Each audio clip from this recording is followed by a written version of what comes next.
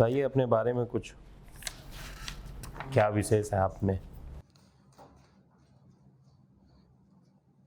नए हैं तो कुछ होगा, नाम तो नवीन है। जी सर। क्या नई चीज़ है जो दूसरों में नहीं है? सर मैं एक गुड टीम कोऑर्डिनेटर हूँ। टीम स्किल है मेरे अंदर सर। मैं इस फील्ड में एक्सपीरियंस भी रखता हूँ 1 साल का इसमें। तो ये चीज़ मेरे में सर बाकी लोगों से थोड़ी अलग हो सकती है।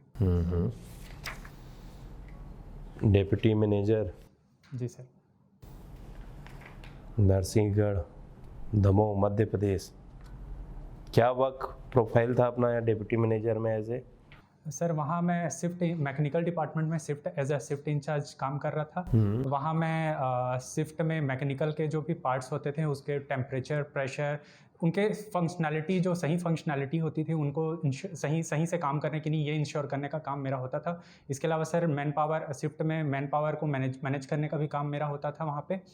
और शिफ्ट शुरू होने के पहले रिपोर्टिंग लेना, शिफ्ट ख़त्म होने के बाद अपने हायर अथॉरिटीज़ को रिपोर्ट देना, ये आदि काम भी मेरे होते थे सर। प्रिंसिपल बनने लायक आपके अंदर क्या क्या गुण हैं?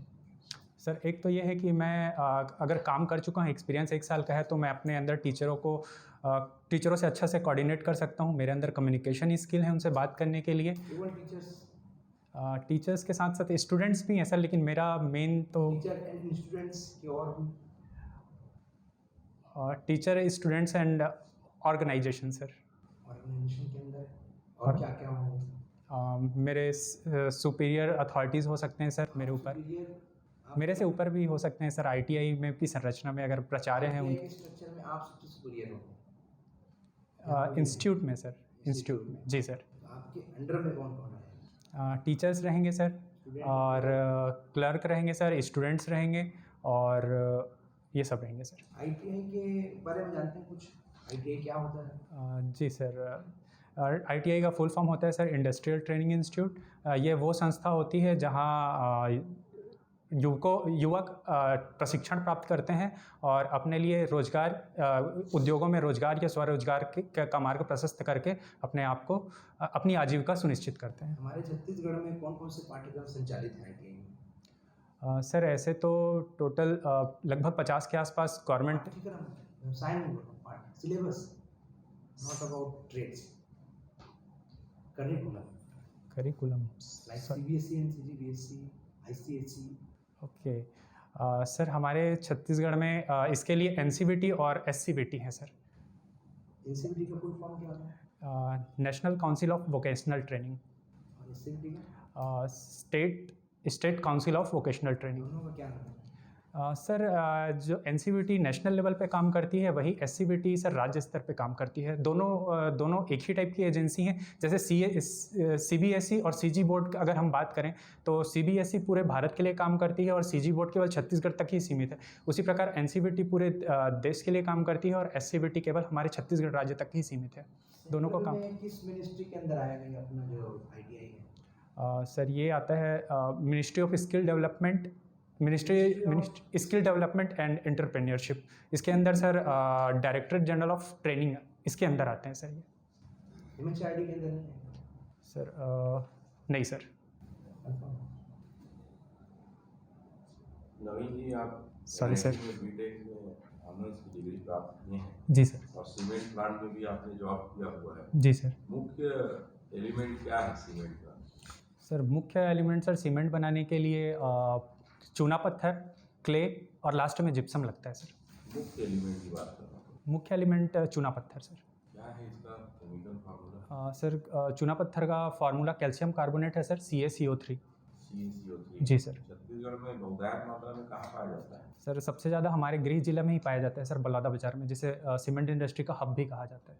वहाँ पे कौन कौन सी सीमेंट इंडस्ट्रीज है?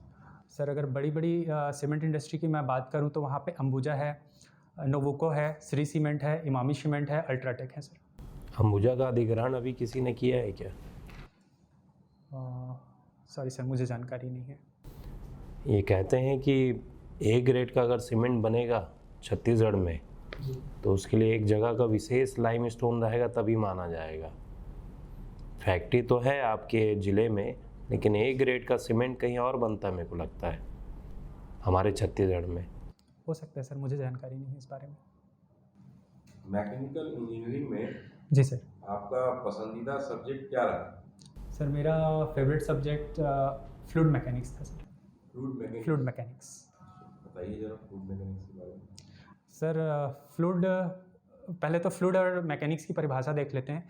सर फ्लूइड वो होता है जो जिस पे शियर स्ट्रेस लगाने पर कंटिन्यूसली डिफॉर्म होता है, और मैकेनिक्स सर साइंस की वह ब्रांच होती है जिसके अंतर्गत मोशन, किसी पार्टिकल या किसी ऑब्जेक्ट के अपन मोशन का स्टडी करते हैं। इस मोशन में सर हम फोर्स को कंसिडर भी कर सकते हैं और विदाउट कंसिडरेशन ऑफ फोर्स भी इस सब्जेक्ट का एनालिसिस कर सकते हैं। विस्कोसिटी क्या होता है? सर किसी फ्लूइड के फ्लो के रेजिस्टेंस को अपन विस्कोसिटी कहते हैं सर। इसी में अपन अभी आगे बढ़ के किसी फोर्थ स्टेट पे आए हैं क्या? Sorry sir. Fourth state of material पे आए हैं क्या अपन फ्लूइड से रिलेटेड? सर जहाँ तक चौथे स्टेट को प्लाज्मा को माना जाता है सर। अपन इसको फ्लूइड कह सकते हैं प्लाज्मा को?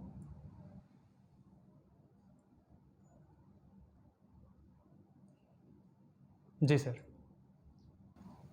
सपोज यहाँ से मैंने फ्रिज से बोतल निकाली, पानी भरा है, जी सर। यहाँ पर बाहर में हम देखते हैं लिक्विड यहाँ पर दिखती है, जी सर। पानी बाहर है। जी सर। इसका रीज़न बताइए, क्या क्या होता है?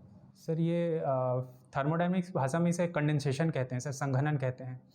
जब अंदर का बॉटल के अंदर के पानी का तापक्रम बाहर के वायु के तापक्रम से कम होता है, तो बाहर में जो हमारे एयर में जो वायुमंडल में आर्द्रता भी होती है सर, तो वो आर्द्रता जब बॉटल के सतह से चिपकती है तो वहाँ पे जाके कंडेंस हो जाती है और वो कंडेंस पानी हमें नज़र आता है। तो वो बाहर का पानी बेसिकली हमारे वायुमंडल का ही पानी होता है जो ठंडा होने के कारण हमें दिखाई देता है कंडेंसेशन की वजह कौन से। से टेम्परेचर के बाद ये पानी बदलता है? सर इस टेम्परेचर को सर ड्यू पॉइंट कहा जाता है। यहाँ पर आपको मैकेनिकल इंस्ट्रूमेंट दिखाई दे रहे हैं जी सर। जो आप पढ़े हैं? जी सर। बताइए sir AC sir, air condition. इसके पार्ट्स के बारे में कुछ बताएंगे? जी सर। एसी जो है sir basically vapour compression cycle पे के सिस्टम पे काम करता है। इसमें सर एक एवापोरेटर होता है, जो हमें बाहर में सिस्टम दिख रहा है उसमें एवापोरेटर है। इसके पीछे सर जो पार्ट है उसमें कंप्रेसर और कंडेंसर होता है सर पीछे। इसमें मुख्यतः 4 पार्ट होते हैं। एक एवापोरेटर होता है सर, एक कंप्रेसर होता है, एक कंडेंसर होता है और एक ट्यूब होता है सर जिसे एक्सपांसन वाल्व या एक्सपांसन वाल्व कहा जाता है। अच्छा ये बताइए नवीन जी, आप ITI प्रिंसिपल बन जाते हैं, जी सर, लेकिन फंडिंग कम होने के कारण बहुत सारे जो स्टाफ है उनकी पेमेंट नहीं आ रही है। उनमें से एक जो है आपके UDC में एक ऐसे क्लेरिकल डिपार्टमेंट में बुजुर्ग है जिनकी बेटी की शादी होने वाली है और उनका बहुत सारा फंड रुका हुआ है। आप क्या करेंगे उनके लिए?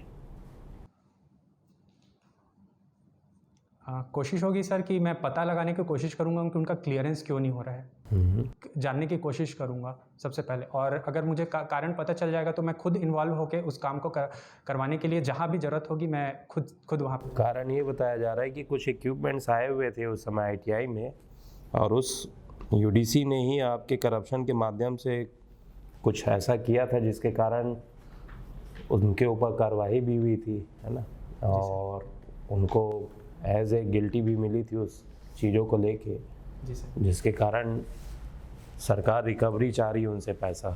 तो आपसे विनती करते हैं कि आपकी एक हस्ताक्षर से अगर वो जो भी आयोग में आपने जो स्पष्टीकरण दिया था उसको डिनाई कर सकते हैं, उनको पैसा मिल जाएगा। क्या करेंगे? बुजुर्ग हैं, उनकी बेटी की शादी होने वाली है। सर निश्चित तौर पे मैं पहले तो जांच करूंगा कि वाकई में घोटाला हुआ है कि नहीं। अगर ये सच में हुआ है तो डिसिप्लिनरी एक्शन तो लेना बनता है सर। मैं कोशिश करूंगा कि मतलब जो भी नियम कानून है उसके हिसाब से ही मैं चलूं। जो अगर उन्होंने गलती किया है तो। पलारी में कुछ खास है सर? सिद्धेश्वर मंदिर और बाल समुंद है सर। ये सिद्धेश्वर मंदिर किससे रिलेटेड है, कब का है, ये क्या हिस्टोरिकल इसका वो है? इसका निर्माण का एग्जैक्ट तिथि तो नहीं मिलता है सर, लेकिन माना जाता है कि यह 7वीं से 9वीं सदी के बीच बना था सर। और